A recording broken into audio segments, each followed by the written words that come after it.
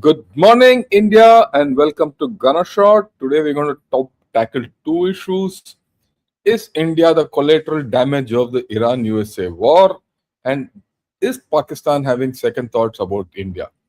So both these will lead on, we'll talk on, and welcome Sree Iyer ji, and good morning to you and to India.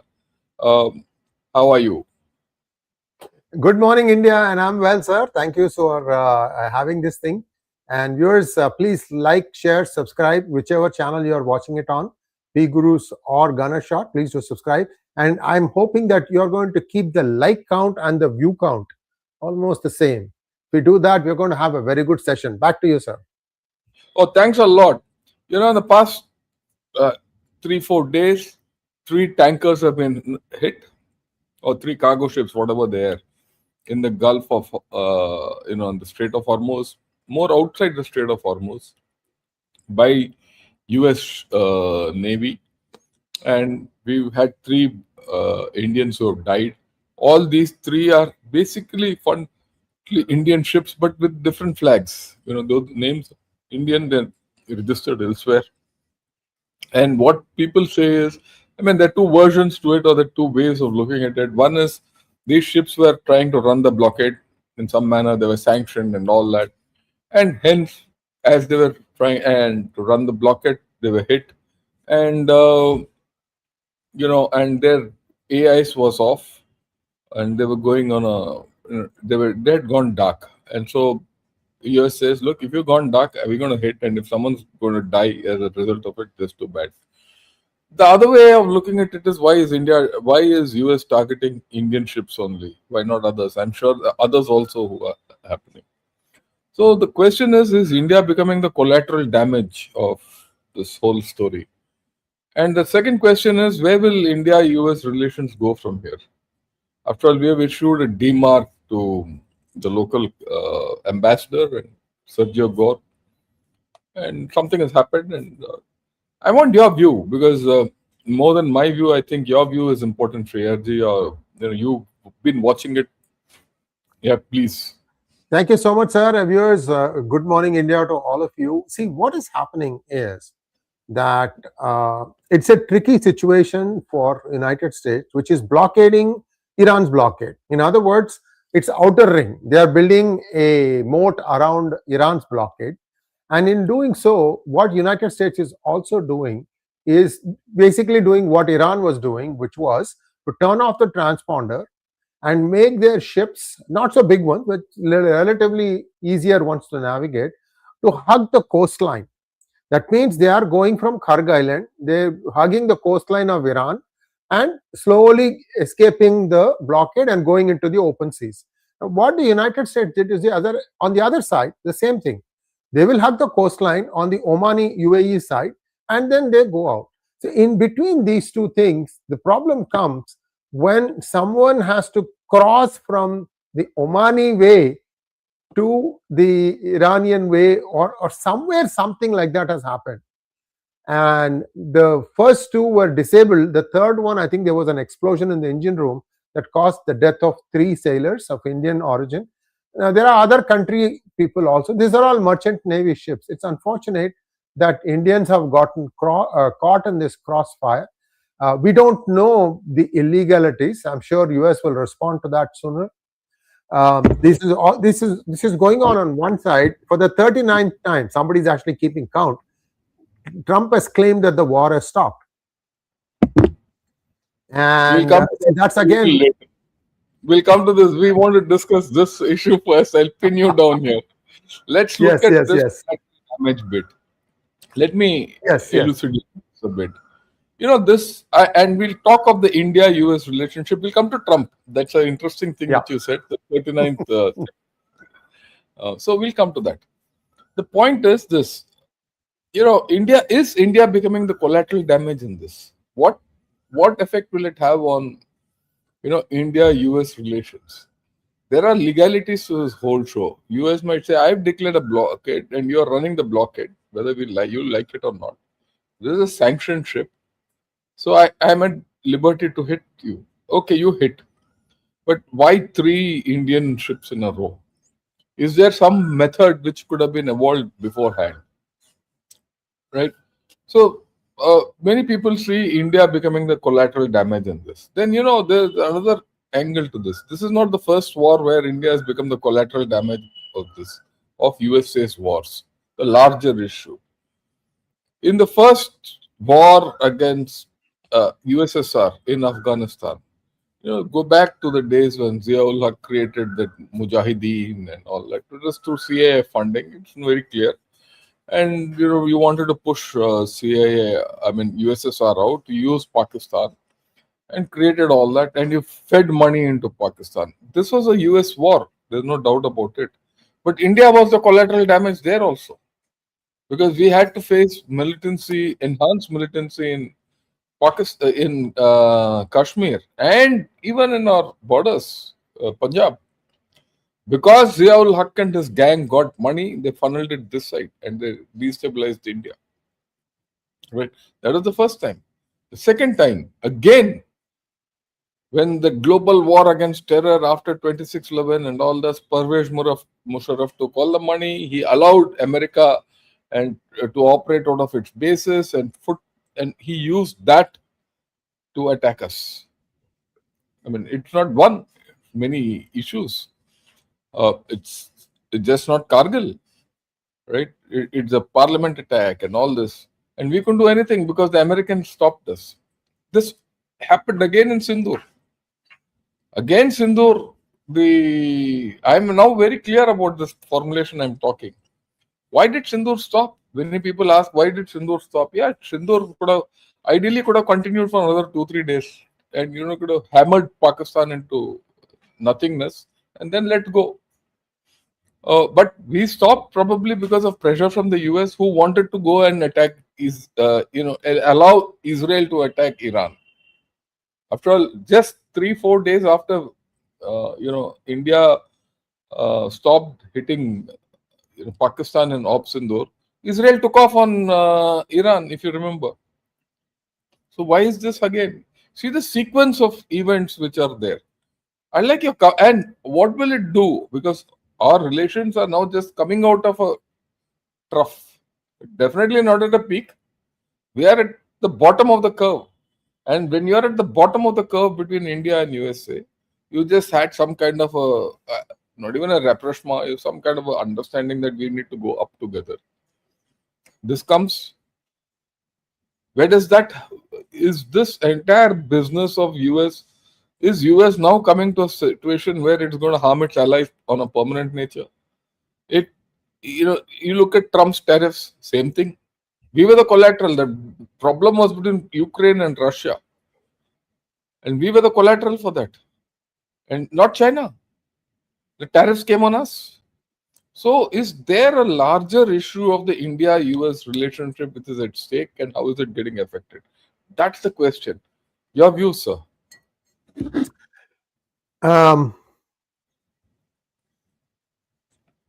General Shankar, one thing that I would have liked India to have done, I know there could have been a lot of things. One thing that they should have done, see, India still doesn't have a concept of compensatory damages and punitive damages.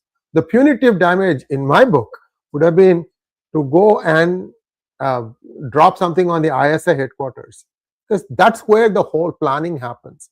Because then it will be very difficult for them to explain nothing happened, we won, and yet our ISI headquarters has taken a hit. I'm just saying. And the second thing that India has, in my opinion, is India is good in its response, but in some ways it has played its hand too. It has shown its hand too. So the other side, which is Turkey, China, Iran, along with Pakistan, all these guys are going to try to say, okay, let's do this here, let's do this here, let's do this here, let's do this here. So the next time, it's going to be a bit of a challenge, in my opinion, sir. I could be wrong. I hope I'm wrong. Back to you, sir. Yeah, I go. But the larger issue is this. What India could have done by hitting Pakistan and hit the ISI headquarters and all, it's one part of the story. Right? That's one thing. But that's long back. But I'm looking at the larger issue of the India-US relations. Right? Where does this India-US relations go? US will justify. US is probably right in what it's done. But is it all right? Is there a issue beyond just the legality of the situation? Is there an issue which USA has to consider? What is India to USA? That's the question which comes into mind. On one hand, you come and say, look, you're part of the Quad and we should be good and we should be having an Indo-Pacific thing, and all people should meet and we should whatever. And then it's another, and then you go, someone comes to Shangri-La dialogues and say, oh, look at India. India is our anchor, cornerstone of the Indo-Pacific thing. And here you go and hit Indian ships. The least USA could have just tell, look, don't do it. Get the government involved before firing a shot. Intercept the ship. Where did USA have better options? Okay, I go that all these three ships were probably at fault. At fault as far as US is concerned. Could US have done something better? That's the point. Is US acting unilaterally only and expect India to fall in line without giving anything? But the same thing it doesn't do with others. It licks Pakistan. Even today, Trump has gone and said, oh, that great field marshal. What is that great field marshal giving him? Right? You look at the way it is handling Iran. I would say it's taco all over. Right? Complete taco. You only said 39th thing. So why is this? Is there a time? Is the time come for India to reevaluate its equation with USA all in all? Say, okay, no more. You want security, you do. Of course, there is a fundamental thing which I must put across to everyone, that whether we like it or not, USA and India are bound together. I mean, we think that China and India are bound together. India and USA are also bound together. You don't know, you cannot live without each other. We've come to a stage, both the countries cannot live without. Diaspora connect, defense, too much has gone down the line. We are in a bad relationship. I mean, that's the way I put it. You can't get divorced. You can't get separated. Right? You can't live in peace with each other. Right? It's a bad marriage. That's how I will classify India-US relationship today. Right? It's bad for all people like you who have Indian origin and American citizenship, because as American citizenship, whether you like it or not, you are bound by the oath you've taken to that flag. I completely go with you, but you also have cultural connect here, so that puts things. And in fact, many of our Indians are part of the American democratic process. Whether it's Republican or Democratic, it doesn't matter to me who is supporting whom, but they are part of the democratic process. They have to be loyal to the country in which they have citizenship. I have no doubt about that. Right? But where does it leave that lot? A whole lot of them who still have cultural roots here, who still come here and break coconuts in temples out here. Right? So how do we navigate this? How do we navigate this part of the relationship is what the question I'm asking. Yeah, over to you, sir. Sir, I think in US will come out with a clarification. That's the least they can do, and I think they should submit an apology. It was we didn't know. It's good. It's a good reason why, because some of these ships are merchant navy ships, which can have people from various nationalities, and if any loss of life happen, it is regretted. And we come to know that there are 3 Indians in that, and this was what was happened.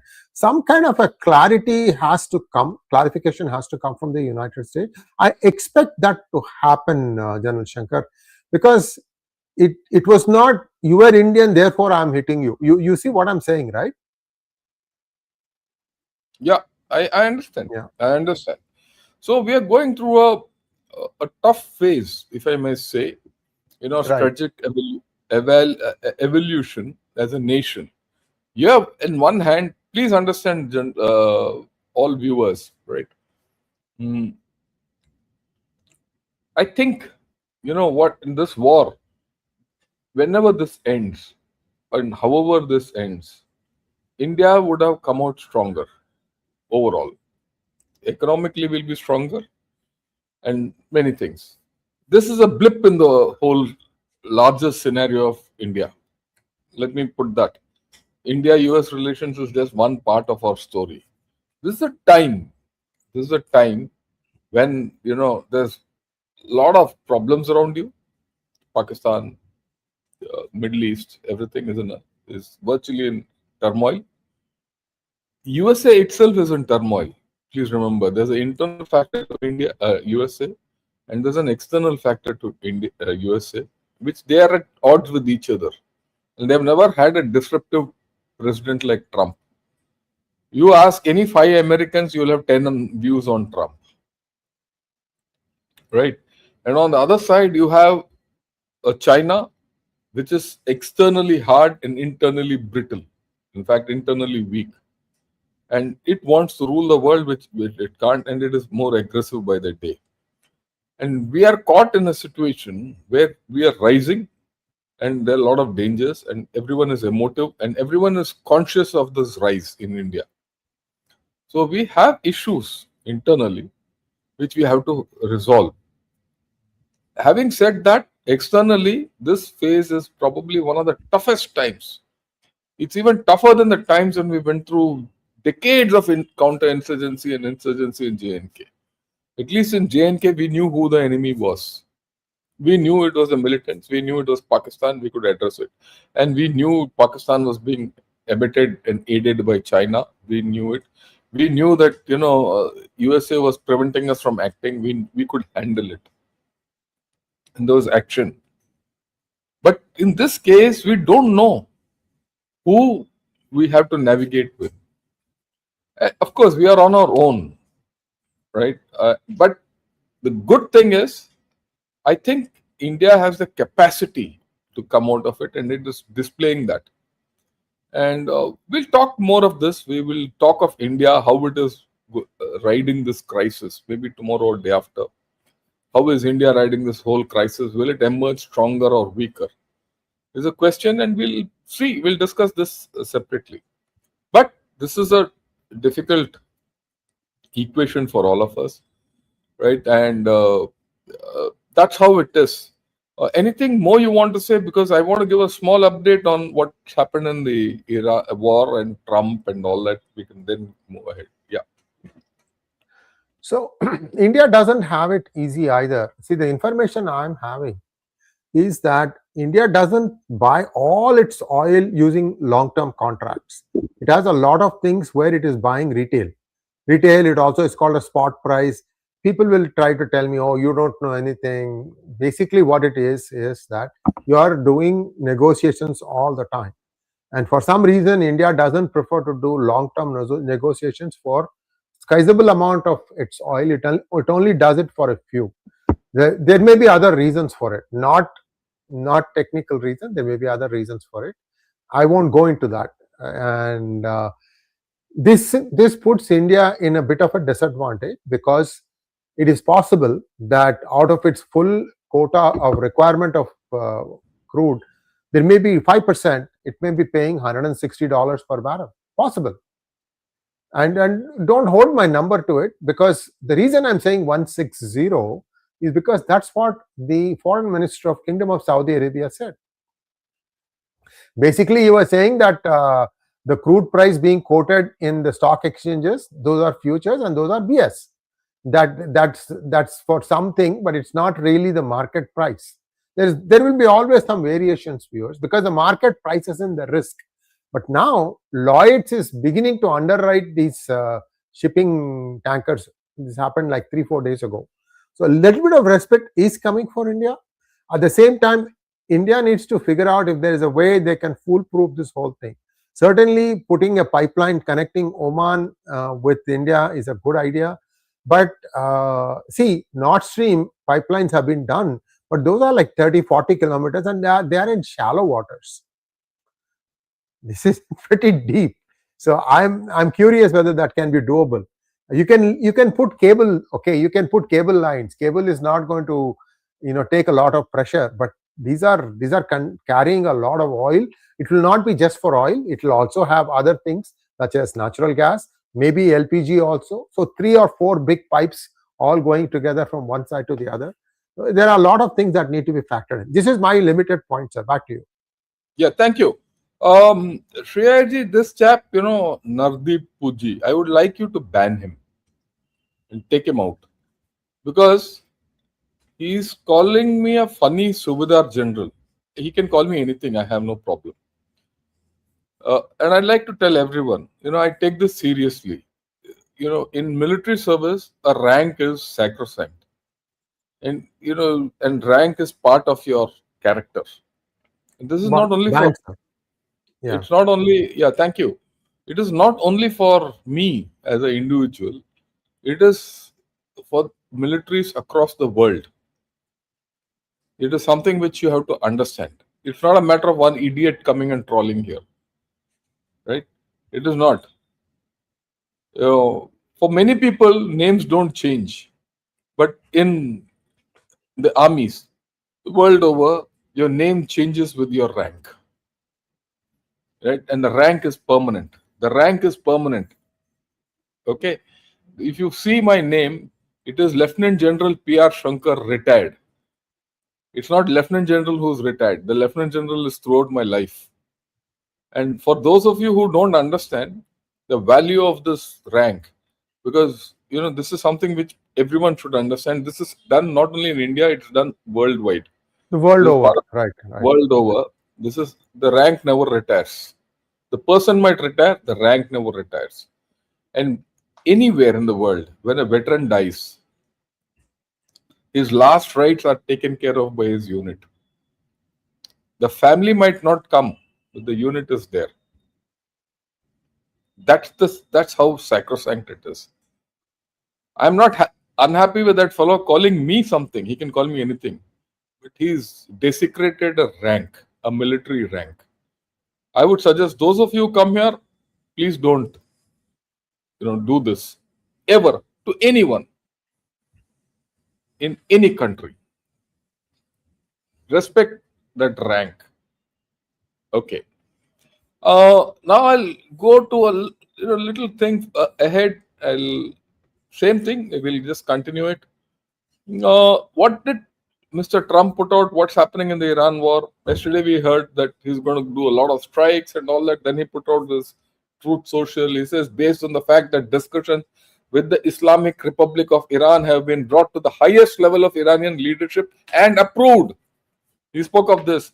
I have, as President of the United States of America, cancelled the scheduled strikes and bombing against Iran this evening.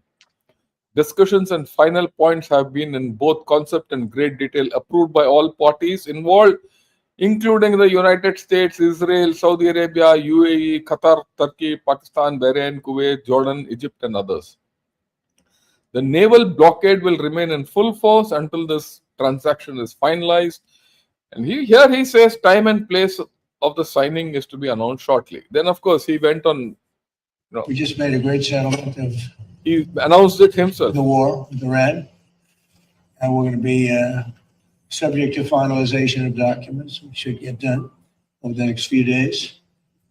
Probably have a signing maybe in Europe, and it's a great thing. Stock market's up 1,000 points.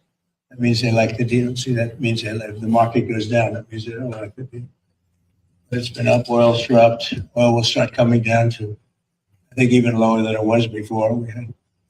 I said I was in Iowa. It was $1.85 a gallon. And I don't know if I'm going to get there, but we're going to get pretty close. It's going to come down, and when oil comes down, everything else comes down. And most importantly, we have a deal that Iran will never have a nuclear weapon, which was the whole purpose of what. So he said that, look, he's announced the deal. He's announced, barring the date, he's announced everything else. Right? But Mossad has come out and said, look, Mujtaba Khamenei has rejected the peace deal. And Iranian leadership is divided. There's no doubt on my mind that the Iranian leadership is divided. right? And that's one of the reasons why this deal is not going through. Now, as per this, sources claim Iranian signaled the deal was ready, but the decision was reportedly announced by Parliament Speaker Ghalibaf and Foreign Minister Arakchi without Khamenei's approval. So there is an issue. So now, who's misleading whom? Who's fooling whom? We don't know. Is it Trump fooling these two chaps? These two chaps fooling Trump? All of them fooling Khamenei, Khamenei fooling IRGC fooling the world? We don't know. But I don't know whether it will take place or not. And today morning, as I was ready to start, someone gave me an email. One of who regularly watches. I'll not embarrass the person with his name, but this is a deal and then no deal. CNN says this has occurred 38 times. This is exactly what you said a little earlier, Sree Iyer. Recent news was Trump said, I'm going to demolish Iran. Dow Jones went down 900 points. And along with all currencies and gold, etc., etc. Today at 11 p.m. on 11 June, India time, Trump said, no, I'm going to bomb Iran because there is a new deal in a few days. Dow Jones went up by 1,000 points. Gold went up. Currencies changed their values. Now this deal I'm christening as deal number 39. Well, as I said earlier, weekend is on us and there is a new deal. So that our mantra is weekend is deal drama of Trump. Whether it's a deal drama of Trump or deal dharma of Trump, we'll have to see. Will there be a deal? No. Iran will not accept a deal with Iran will not give up nuclear material, in my opinion, and Trump will not accept a deal without nuclear material. So why is all this happening? Trump has a plan which he does not want to reveal to us. That is the bottom line, in my opinion. Yeah, I want your views on this. Very interesting post which I got. Sir, Mujtaba, I'm not sure he's alive. And this could be something like a clever trick that people around him could be playing just to keep the guessing going. And maybe there is another round of firing. Tomorrow morning, you'll see the stock market again take a hit, back down 900 points again. So you were here, you went down, and you went back up. And again, you will go down. And somebody is making money on these wild swings. Yeah, so somebody is making, so this war has come to making money overall. Like I said in the beginning, USA was laughing all its way to the bank. India is progressing the way it is going. That's how I've always said, and we can discuss this in detail as to how this will happen. And of course, in the beginning of the war, I said Russia will also make its money, but Russia has got into a quagmire with Ukraine, and Ukraine is, finishing off Russia.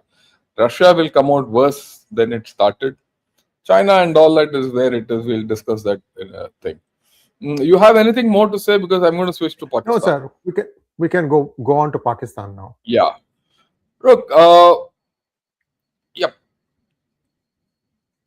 Yesterday evening, this article came out. Very interesting. Ex-Pakistan NSA Moid Yusuf says fixing ties with India key to economic revival and regional trade ambitions. Right. And I went through this article. It was quite a thing.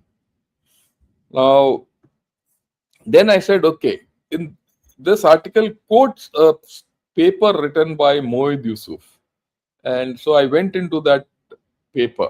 The paper says, in the eye of the storm, Pakistan's balancing act in the evolving geopolitical order. And I'll come to this because I'm going to discuss it and it's interesting. And where is this has come from? This comes from Harvard Belfer Center. Have a look at this. Harvard. So this fellow is in Harvard. He is in Harvard. And let me give you a background to this guy. This chap is, of course, a pro-Pakistani guy. He is in Harvard. He was somewhere there earlier. When was he not the NSA of Imran Khan, sir? Was he not the NSA of Imran Khan? You're right. Yeah. So Imran Khan picks him up from there and gets him as the NSA. He's virtually a non-resident Pakistani. I don't know whether Correct. he's a Pakistani citizen or American citizen. I I'm think not he's an sure. American citizen. He's an American Okay. citizen. See, Okay, but so Pakistan allows dual membership, so yeah, okay. So he comes here. In his tenure, he puts out a national security policy. First time Pakistan has codified it. Soon after that, Imran Khan's government itself is canned. When that is canned, he goes back to USA. He lies low, and he comes now with this article. And I'll discuss this article in detail. Oh, we know that he was brought in by Pakistan. At whose behest was he brought in? Was it because of Imran Khan, or is it because of the the Pakistani army, the inner core? Why was he brought in then? Why is he writing this article now?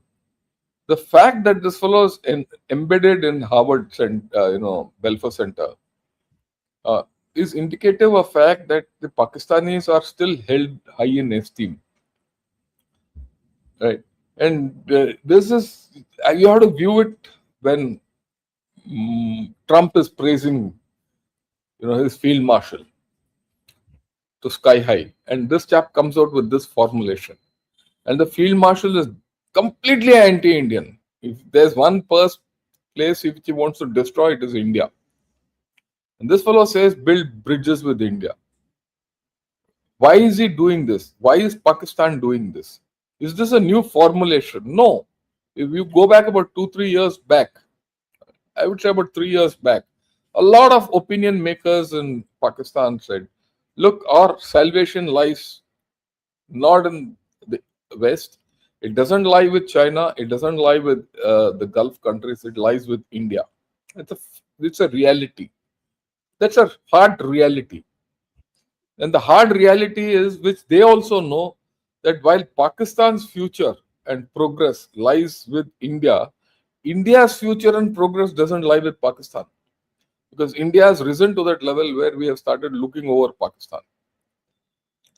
Right? You look at Pakistan only through the security prism. You don't look at it from the economic prism. You don't look at it commercial prism. You don't look at it from the diplomatic prism, except through the military security diplomatic prism. Pakistan for us is not an existential problem, but whereas for Pakistan, India is an existential problem. This is the way it is. India has grown up as a comprehensive power, whereas Pakistan has grown up as a security state. These are the differences. Am I saying anything new? I'm not saying anything new. It's the same thing. But in amongst all this, when Pakistan is trying its best to even isolate India the way it says, and the commentary from within the country starts saying we need to isolate. India stands isolated. And I did the program on this with Tahir Gora and Sanjay Dixit for 10 days back or 12 days back. And I put it out, Tahir Gora's views, that look, the Pakistani establishment thinks it is isolating India. India cannot be isolated. But then that's the view within. I can't stop them from thinking that way. And here comes this thing, which is it an outreach or is it against the establishment which is there? I don't know. And that is why I thought I'll discuss this. And we will discuss the contents of this. From what I have said and whatever I'm sure you have also done a lot of programs on this chap, when earlier. So your initial views, and then before I get into that, and then we can discuss it. Yeah, over to you, sir. So the key thing, and you have touched upon this, is to find out if this guy is an army appointee or was it a Imran appointee. If it's an Imran appointee, then it's all doesn't matter. They won't take it seriously unless IMF starts quoting his document and then start saying that you need to start doing these things. Otherwise, you don't get the next tranche. These guys will still do it. They'll come and talk something and we'll say, okay, we'll do this. India should just ignore them. These are not an existential threat for India. They are an existential pest for India. Where is the flit? Yeah, there is a flip. Okay. Now let me examine what this chap has written, because the way I look at it, there are a lot of people in India who will pick this up. There are a lot of people in Pakistan who will pick this up. There are a lot of people in USA who will pick this up, right? But before I go, I must tell you and tell everyone, the Pakistani roots in the American establishment are very deep. And probably they are deeper than Indian roots in that establishment. Oh, way more, way more, Way way more. more. Yeah. Way more. And that is why this is interesting, because there is going to be a lobby in USA which is going to quote this article and support Pakistan in a manner and try to pressurize India into a talks with Pakistan. And this is at a time when there's a credible outreach from within Pakistan through those backdoor channels for a resumption of talks with Pakistan. So we need to understand where all this is coming from and how this is being framed and how this fellow is framed, or is he torpedoing the existing thing from within the establishment. We don't know where. Is this a lone maverick kind of a thing, or has it been what? But let's understand what this is. Yeah. So I'll go through from here. I'll have to go through what his report is, and then we'll get to that. Okay. What has he written? He says Pakistan is deeply embedded economically and security-wise with their linkages, and there's a high level of indebtedness to both Washington and Beijing. This is a statement of fact. This is part of his report. There's nothing new about it, but it is there. For the first time, someone is explicitly stating it. Right. He says Pakistan is being forced to choose one power over the other. And now, if it is being forced to choose one power or the other between Beijing and Washington, then it poses an existential question for the country's prosperity, which I agree with him. And the problem of Pakistan, if I may say, is it has neither chosen one for the other, nor chosen both or handled. It has tried to ride both boats and it has fallen in between so far. This is Pakistan's problem. Now, in this paper, he doesn't say how to get over this. And Pakistan doesn't have the bandwidth to get over this. This is one of the major problems of Pakistan. Then he talks of a strategy of cooperative geoeconomics. And it imagines Pakistan as a hub of regional connectivity based on no-camp politics, which is completely anathema to the Pakistan's behavior. 𝗤𝗽𝗻𝗄𝗏 also spoke of geoeconomics. He says we should go from geomilitary to geoeconomics. And that was a time when Moid Yusuf was still the NSA. But there is hardly any value to Pakistan's geoeconomics. The only thing about Pakistan's geoeconomics, it's got an economic begging bowl, which is geopolitical in dimension. Otherwise, no. And there's no question of no camp politics. Pakistan has always been in one camp or the other very firmly. Okay. He says Pakistan has tremendous potential as a regional connector for trade, transit, and energy. I agree with him. If you look at it geographically, it has got tremendous thing. And this is where most of our commentators, even within India, go wrong. Geographically, Pakistan has everything. But as a people, they have nothing. As a people, they negate their geography. So Pakistan is not geography alone. Pakistan is not people alone. Pakistan is a nation which is a combination of geography and its people. And when you look at each other, both cancel each other. Right.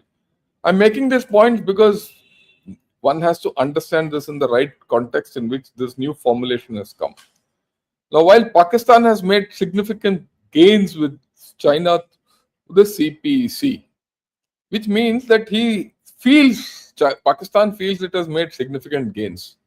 But the popular perception in Pakistan, which is never in black and white, is that CPC has been a losing equation for China and Pakistan. We all know it. Right? And of course, its other neighbors are internationally isolated, that is Iran and Afghanistan, have broken relations, that is India. Now, what he doesn't examine at all is, look, where is India gone? How do you examine Pakistan without examining India, when especially you're talking about India? Then he says climate diplomacy is another arena where Pakistan seeks global influence. How does it seek global influence? By being one of the countries most vulnerable to climate change. If you are vulnerable to global climate change, how is it that you have influence? You're a beggar. A beggar doesn't have influence. And it requires massive assistance to address the country's vulnerabilities. He admits that. Okay. Then the next thing he says, Pakistan remains a key security actor in the global south. And that is what it is. Pakistan is a security state. In this entire thing, though he talks of geoeconomics, his arguments are based on security. Pakistan remains central to US, Chinese and regional counter-terrorism efforts and expects continued international support for domestic anti-terrorism activities. So Pakistan has put a price on its activities. Look, this is very interesting for a Pakistani NSA to say that Pakistan only acts against terror when it is paid. And Pakistan acts against terror when it is paid, especially when the terror emanates from Pakistan. This is the thing which people have to understand. And of course, he makes this admission that Pakistan is irrelevant in emerging frontier high-end technology. The only frontier high-end technology which Pakistan is very good at is in terrorism. Nothing else. It can produce people like that field marshal. That's it. And now, of course, it's positioning itself as an exporter of rare earth and critical minerals and all that nonsense. That's fine. It's going nowhere. Because the fact that there are rare earth and critical minerals at 𝗥𝗘𝗙𝗘𝗥𝗡 and Sandek have been known to the world for over half a century now. And nothing has gone out of that. And it will not go out further also. And it wants to keep its avenues open to benefit from advanced technology from both Washington and Beijing. So this fellow is hoping that they'll get advanced technology from Washington and Beijing. I don't know if anyone from Washington or Beijing will give advanced technology to Pakistan, notwithstanding the deep inroads it has made into its establishment. Pakistan, to my way of thinking, is use and throw for both Beijing and Washington. Right? Only thing is, its use keeps coming up again and again against India. And otherwise, Pakistan has got no value. Now, Pakistan's primary challenge is to secure multi-alignment despite internally fragile and heavy dependence on the USA, China, and traditional Gulf partners for economic survival. So, what is this multi-alignment all about? The multi-alignment in this is pointing to India. If you are already aligned with USA, China, and Gulf partners, how can you be differently aligned with? You are not in multi-alignment. You are on unilateral alignment to all these people that you are falling in line with their ideas. Ultimately, the key to unlocking Pakistan's true potential as a middle power is its relationship with its arch rival India. So they also think they are a middle power. Okay, what is this middle power without security, without economy? What is this middle power without technology? How is this a middle power? Just because it's got some nukes? The only thing which Pakistan today has is its nukes, which makes it a middle power. Unless, of course, you say terrorism is the second aspect of it. Now, then again, he says the key to resolving Pakistan's regional dilemma and opening the most promising window for positive economic interdependence lies in rectifying its most broken relationship, India. Who will do it? Do they expect India to mend this relationship, or do they want Pakistan to mend this relationship? Right? Why is this coming about? Is this a second-hand way or a roundabout way that USA is telling Pakistan through this fellow and this paper, please mend your relationship with India? Or is it the Chinese? Because look, the Chinese have made heavy inroads into Harvard and Stanford. Right? That's established. So why is this coming out? It's all full of possibilities. Right. Then of course he says Pakistan's future depends less on Washington or Beijing and more on possibility of a different relationship with New Delhi. This is not a revelation. It is always known. Pakistan's economic problems will finish the day it has a different equation with India. But will that happen? Pakistan has chosen and scripted this relationship with India to the limit or extent that India today says, yeah, you go your way. I don't want to talk to you. Please get out. We'll do what we have to do. And the key to unlocking, again, Pakistan's true potential as a middle power is its relationship with its arch rival India. This keeps coming up in this paper. Pakistan's neighbors are either isolated or estranged. Iran faces sanctions. Afghanistan remains unstable. Relations with India have collapsed. This India factor, 𝗦𝗲𝗿𝗂𝗐 India, keeps coming up. A turnaround in this relationship is necessary to optimize any connectivity corridor in South Asia.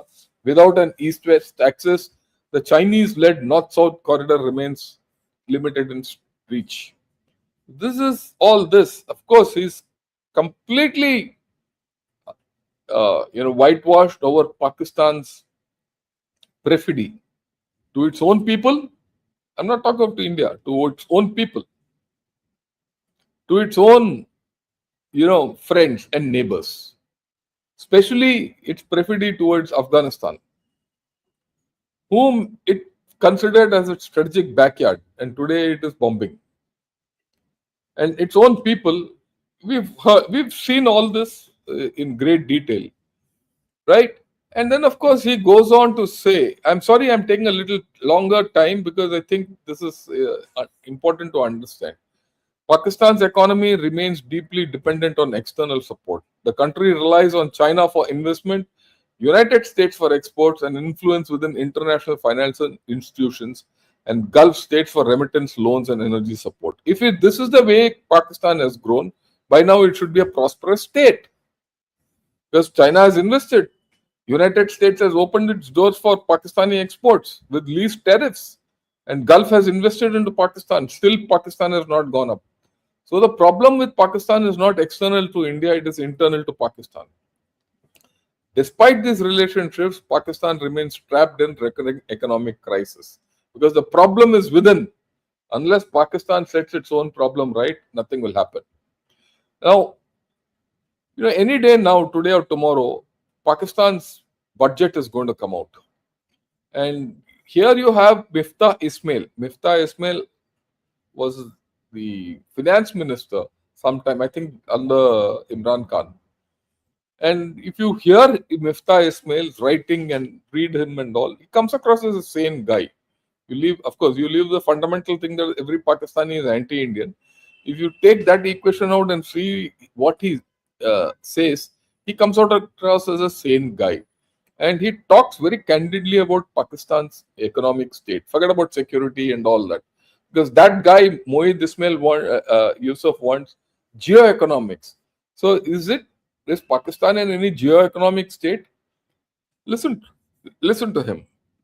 कोई indications आ रही हैं government plans की कुछ है कि वाकई जो take off है. अब मैं सुन रहा हूं कि 4% का फिगर डिबेट कर रहे हैं कि जी ग्रोथ का टारगेट है 4% होगी, 4% होगी और दूध की नहरें बहेंगी.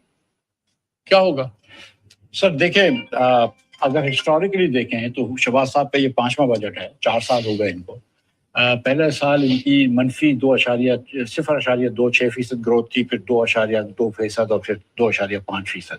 इस पे भी लोग आवाज़ उठाते हैं कि पिछले साल की ग्रोथ नंबर भी सही नहीं थी. बहुत सारे लोग, शहबाज राना, अली खिजर वगैरह कह चुके हैं कि आपने गलत दिखाई है. अब तो कोई ऐसी इंडिकेशन नहीं है कि जिसपे कोई रियल ग्रोथ 2% की भी हो रही हो, पर कैपिटा रियल ग्रोथ तो बिल्कुल नहीं हो रही है।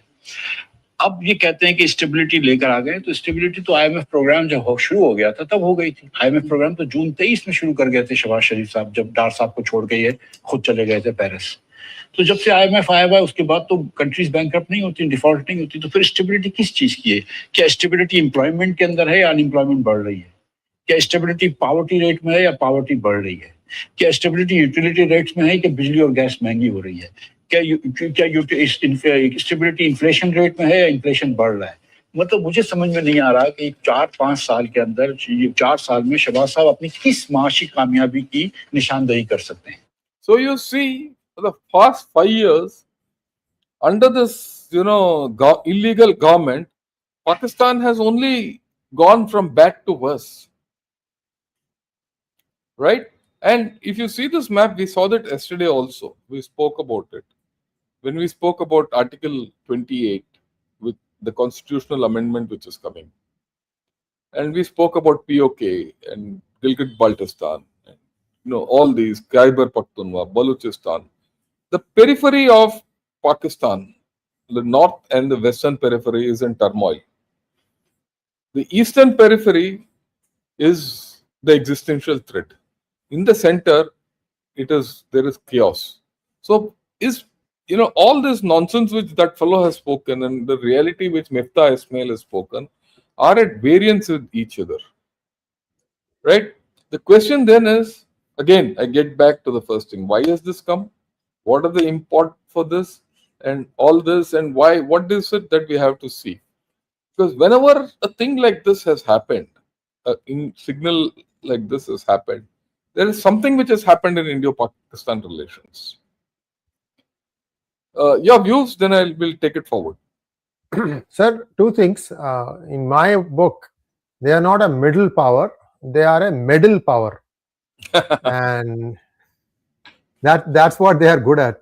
And as far as, resuming trade with India is concerned, what are the things that they can give? Wheat, sugar, and they'll put that as a carrot, and then they'll say, well, you'll have to give us the water so that we can produce it. This is another way to try and reopen that IWT or get some, some amount of consistent water supply. I think India should just ignore all these things, and India has its own challenges financially, economically. They need to worry about that, in my opinion. People will write, sir, what is there? Let them write. Yeah. So, well, they'll write, but it's not a matter of whether they write or not and whether it's correct or not. But when we have to deal with Pakistan, we have to be clear in how we analyze this whole story. Because the twists and turns in Pakistan are important. And I get back, China might be our number one adversary, but Pakistan is our number one problem. There's a difference between adversary and problem. And this problem, represents not only Pakistan, it also represents the confluence of India, USA, and China, who operate through Pakistan. Okay, that is why this problem, from wherever these kind of views come, you have to take note of it. And I'll tell you why. Because the last time, Asim Munir, he spoke to the non-resident Pakistanis and all that. That was somewhere in beginning of April or end March. Immediately after that, Pahalgam happened. And when this chap 𝗥𝗘𝗙𝗿𝗥𝗡𝗥 spoke of geoeconomics and all that, when Moid Yusuf himself was the NSA, immediately after that, I think Pathankot happened. So, in this fellow speaking, will there be a resonance from someone within Pakistan, and how this is going to go forward or backward is to be seen. And I leave it at this point of time with this. At this point, because let me see how this whole thing goes, and if this opens up, we'll have a discussion on this. You have anything more to say? I have to excuse myself now. I need to go for my other program. You can take care of questions if you don't mind, sir. Thank you, viewers. We'll see you again very, very soon. Namaskar. Yeah. Thanks a lot. Thank you, sir. We'll continue with the questions, and let me Yeah, start. yeah. Lined up quite a few questions. First is Venkat. Thanks a lot for your contribution, sir. Speaking respectfully, USA really doesn't care or respects India beyond their interests. As long as we don't increase our country's comprehensive strength in all respects, we can't do much. I agree with you. There's no doubt about it at all. We should never think. Look, at the end of the day, our interests matter more than anyone else, and our interests are how we achieve our interests is something which we have to do from within. We can't depend on USA and China or Russia to come and sort it out. And we care about USA to a point. Beyond that, it doesn't matter at them. And this is our history also. So I'm not too worried about that. India has a very bad public image in Western countries, and a lot of people are invested in keeping it that way. People are also being funded to across South Asia. I agree with you, because it is not in the Western interest to allow India to rise. That's the thing, and they're worried because they feel that they made a mistake with China. They allowed China to rise. Now they can't handle it, and if India also rises, they can't handle both them. Forget what is the equation between India and China. And one of their biggest worries is that what if India and China gang up together? End of story. But then we'll never gang up with China, because China is also actively involved in connivance with Western powers to keep us down. Because China is also worried if India grows, it will be at the expense of China. So we are in a situation. That's why I said in the earlier part of the show also, we are in a situation we need to understand this at the macro level and behave accordingly. Okay. We don't have control over an algorithm because we fail to design our own. Our dependency on platforms designed by other countries is the reason we are being twisted. I can feel the hate in USA. I go with you. I completely agree with what you are saying, and I understand this also. But also remember, these algorithms, technology, everything have a limit. Beyond that, they don't matter. Right? Every time people have written off India, and people have written off India by saying we don't have the fundamentals right, we don't have the basics right, we don't have X, Y, Z right, we have written. Because the people of India make people rise. It's not algorithms. It doesn't matter. One way is, okay, let USA write the algorithm, I'll use it. If you think of it the different way, let me use the algorithm. Why should I put? So that's the way we have grown, and accept it. But I agree with you, we need to have your own algorithm. Okay. Brolin Invincible, General Sree Vanakkam in US US lobbying works. It's an evil system, but it works. Pakistan invested $100 millions over decades. Why doesn't India do it? We have to put more and get more.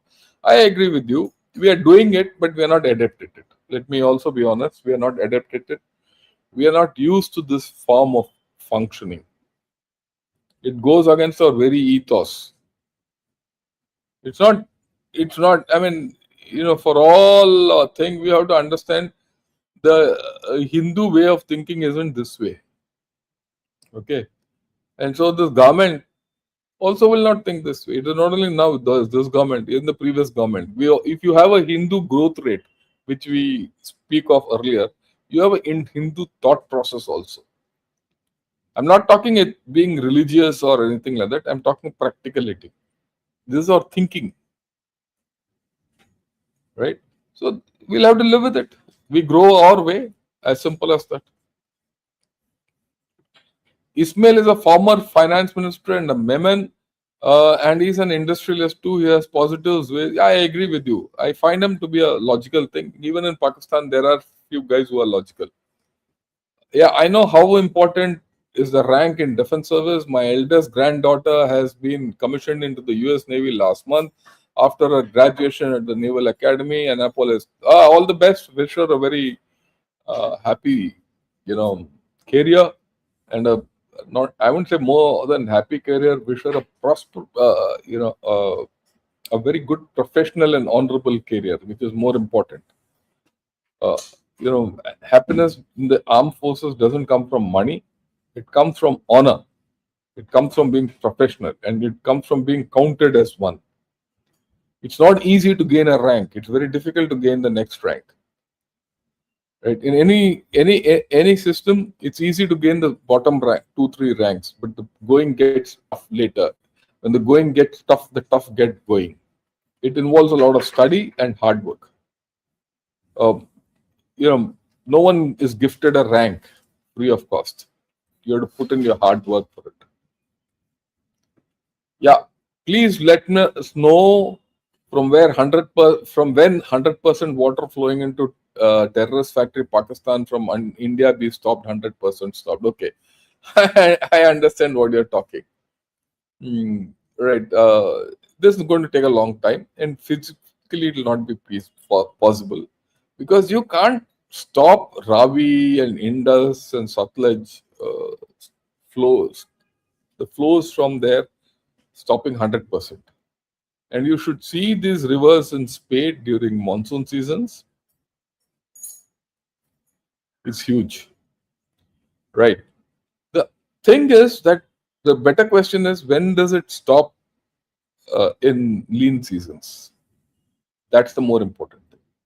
That's a little time away. Ravi and Satluj, we already done that. It's in Chenab and Beas, which you have to stop. We can't stop Jhelum, which is up ahead in the hills, because very little part of Jhelum is our territory. Jhelum gathers more water in Pakistan side of, or rather POK, and Indus, which gains water in 𝗥𝗘𝗙𝗪𝗏, around Nanga Parbat and 𝗣𝗽𝗍𝗍 plains.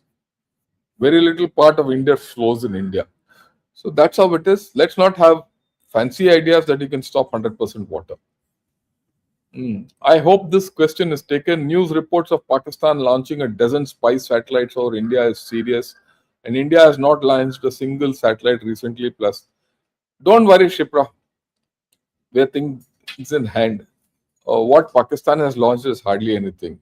They have done now through the Chinese. Okay, and this is actually the Chinese are giving them a gem start.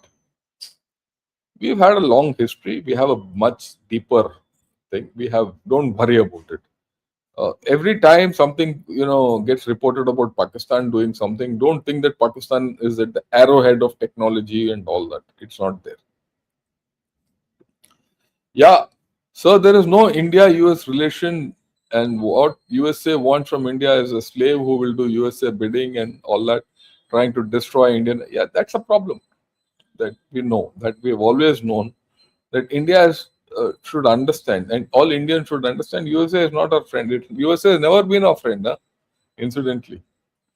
In my thinking and my growth, USA has never been our friend. It's only off late that because of many other issues that I feel that this relationship has to go forward. If you went back into the last century, if you had spoken or if you had come on YouTube before 2000, I would have said USA is my enemy. So I have no love loss with USA, and I have no, what shall I say, false ideas that USA will help us out. We have to help ourselves out. We have interest in USA. USA has interest in us. Interests are supreme. USA is not our enemy, but it's not our friend either. Yeah, US is a net security provider in this war. Where is it? Amitesh, it's in your head. Having seen you and your questions and everything, it's in your head, which is blocked. That's about all. Although the tea is tasty, there is space between the cup and the lip. We have just about started out with Op Sindoor, knowing fully well that the next time round shall be different. It will be different. We have discussed about it and everything. So we'll see where this goes. And I would like to caution everyone, don't think that Op Sindoor 2 is going to happen in a hurry. It's not going to be easy, right? It's not going to be easy. And, I'm not trying to be anti-India and all that, but we shouldn't get hyped because of Op Sindoor. What we've done in 𝗏𝗡𝗏 is over. It's over 1 year back. Stop looking at 𝗏𝗡𝗏.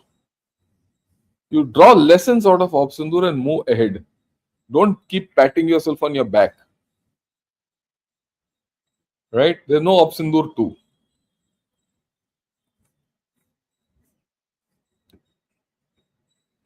Yeah, on the eve of SpaceX IPO, India has shown now denied security clearance to our Starlink, citing concerns of its use on Iran's territory without permission related to our sailors. It's not related to our sailors' death.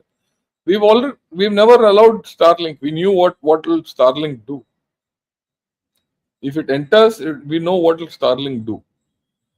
There's a forget about the security part, that they'll steal all your data and all that. That is one part of the story, which data sovereignty is important. The other part is economic.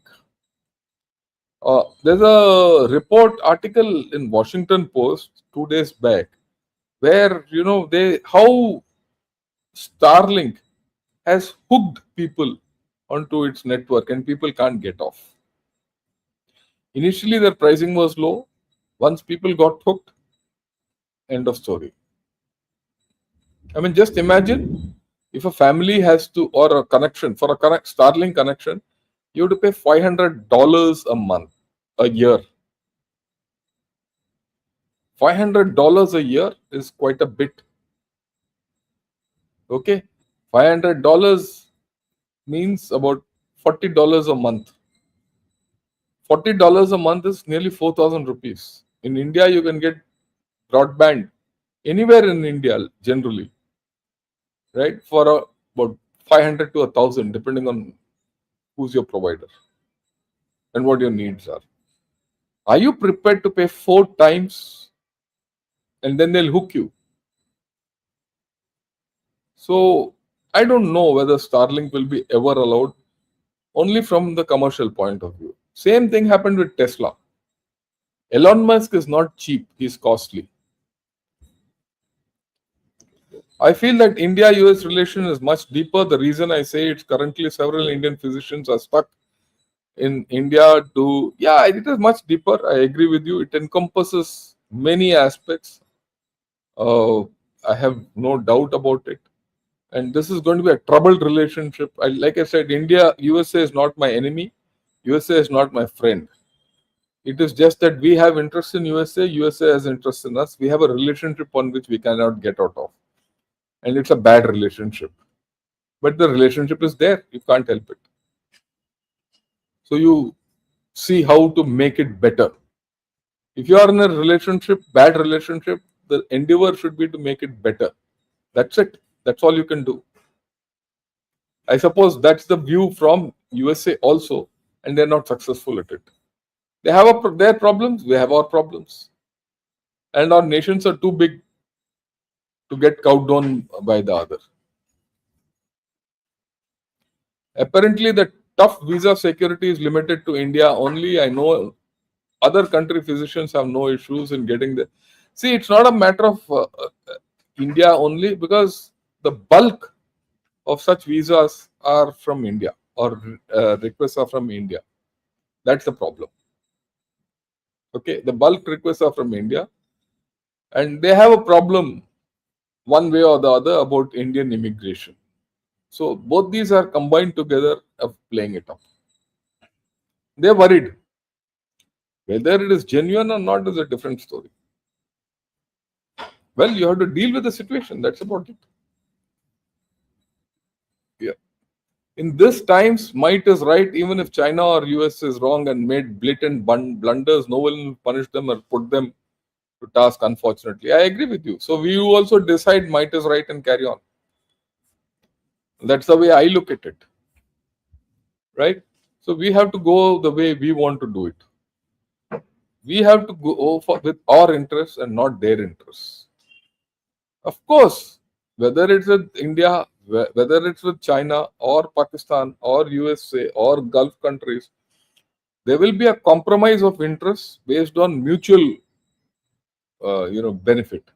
If that mutual benefit is there, there's no compromise either. Right? There's no relationship without mutual benefit. In fact, there will be a relationship, If there is mutual benefit, the relationship will be good. If there's no mutual benefit, the relationship will be bad. As simple as that. Trump administration is single-handedly embarrassing Indian government in multiple ways. Elon Musk is promoting a pan-worldwide nationalistic, white nationalistic views. Look at Belfast riots and racism against Indians in Texas. I agree with you to a large extent. That's another reason why Elon Musk shouldn't be involved in India.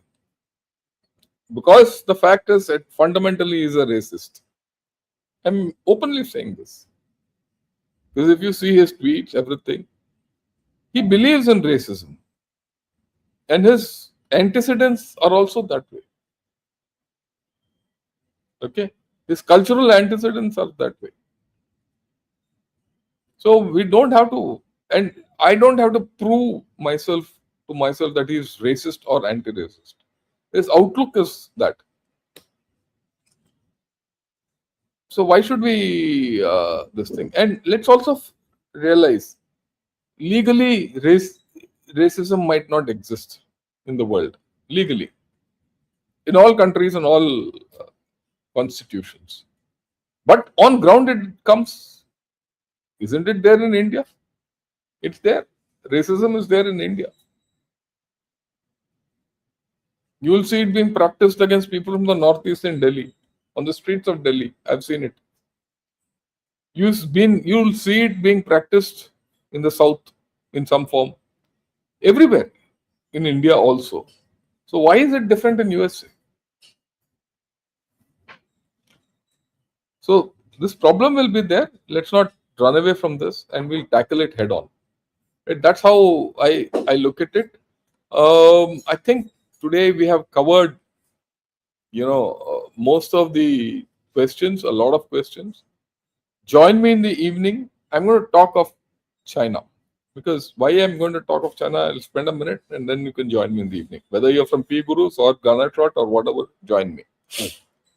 Because for long we've said China is this, China is that, China is conquering the world. Now Trump has lost to China, and so China is number one. Great. So what if? What is China's security dilemmas? Have you understood it? Why did China, Xi Jinping go to North Korea? I explained to you. Because the program was about China going to North Korea, hardly few people came and watched it. Don't understand it. Our focus about China is only LAC, economics, border, Andaman, IOR. But have we understood China beyond that? So we're going to talk of China's security dilemmas today and how it is being overwhelmed. So join me in the evening at 8 o'clock. It doesn't matter from which channel you are from, and tell your friends, and it's revealing what's happening. With this, have a great day, enjoy yourself, and till then, Jai Hind.